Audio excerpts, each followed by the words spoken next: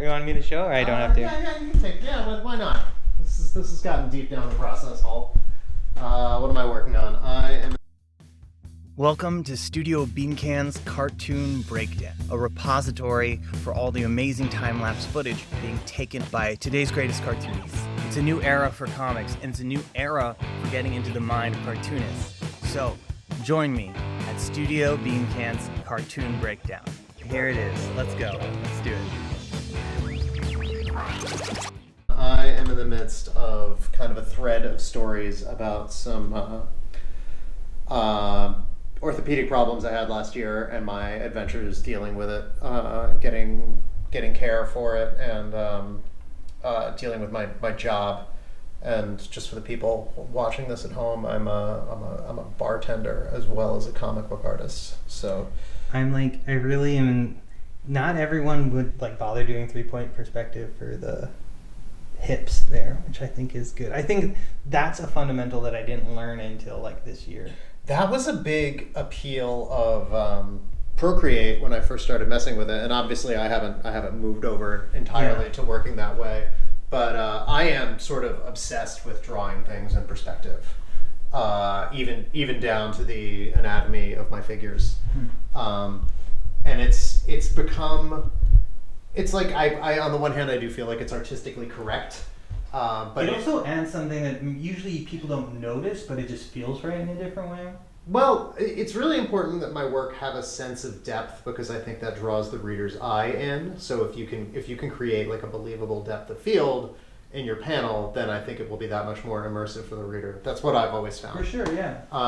And it's not something you see a ton of indie cartoonists doing, but there are a lot of mainstream cartoonists that are really good at it that I've taken influence from over the years. Makes sense. But it's also been really helpful as a compositional aid for me. Yeah. Because I think without something like perspective to ground your image in a set of rules, it's easy to just let your compositions get out of control. But this way, your composition has to adhere to these rules, and it's easier to operate within the framework of those rules. It's those rules act as a guiding principle and become more of a help than a hindrance when you're trying to fit the information into a panel in a certain way. Also, I don't know if this is true for everyone, but the more of the fundamental rules of basic illustration I'm learning, because again, my dad was an illustration professor, but I didn't study under him or anything. He was just around. Yeah. And I went to school for writing, not art. So a lot of my drawing was just me doing stuff over and over again until it looked right. But every time I learn a new rule that explains why something looked right, it saves me so much time. Yeah. I also was wondering, is this punchline going to be written, or is this just a note, because reminding you that this punchline is going to happen later? Oh, it's a note reminding me of something a little ways down the line. I always when I drew physically more, I miss having all the little notes about my life or whatever on the outside pages. And I just gotta remember to do this and stuff. I don't leave notes. My pages used to have shopping lists on the side and stuff too. So it would be like this. It would look like it would be this, but instead of all these notes in the margin, it would be buy tofu and tequila. What do you drink? Were you making? Just tofu tequila smoothies. Do you get ads for pens all the time on the internet? No, actually. Okay. Do you? I do sometimes, yeah. I got ads for some things that are microns, but they're refillable.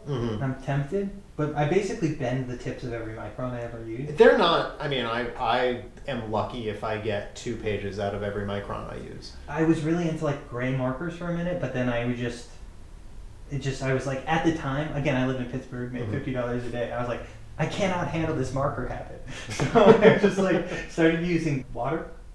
It didn't look as good, and I wasn't very good at it, but it was cheaper. Yeah. But I think if I were really value conscious, I would go back to using. You mentioned sable brushes, and I used to use brushes and quills and refillable technical pens. Yeah. But it's so fussy. Yeah. And the amount of time you spend, like you said, like you said earlier, every minute you're not drawing, every minute you spend doing something else.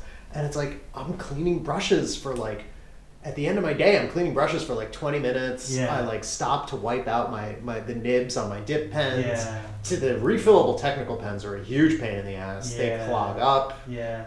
The points break. The reason I like the dip nib pens is part because it's the first thing I drew comics with.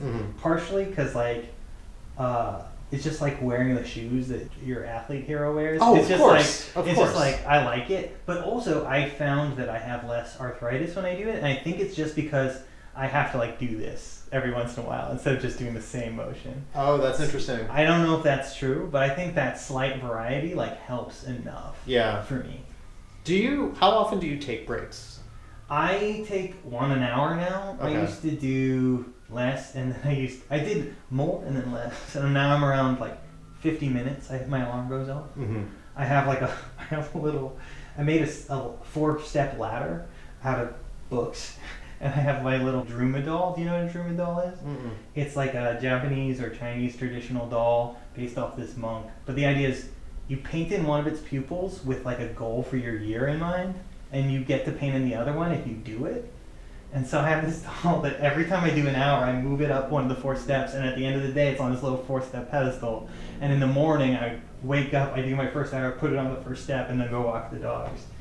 That's incredible. I like it. That's like an incredible It's a total mess on my desk, but it feels good. It's like an incantation for productivity. Yeah, it is. Like when I pedicab, the number one way people say like they don't want to write is like gotta get my steps in. Yeah. And that's kind of what I'm like. Like people like want to hang out. I was like, I've only done 2 steps today. I gotta do 10 more steps. Well, my Druma doll is not on the right book. Not Atlas. And they're like, what the are you talking What the about? fuck are you talking about? Well, yesterday I did an extra hour because I knew I was coming out here. Okay. So I got 1 more hour to do before bed. But it's fine. It's good. I've got 2 more hours to do before I clock out. I should let you do some comics. Goodbye. Maybe forever, but probably we'll figure something out. Thanks, Dan's fans.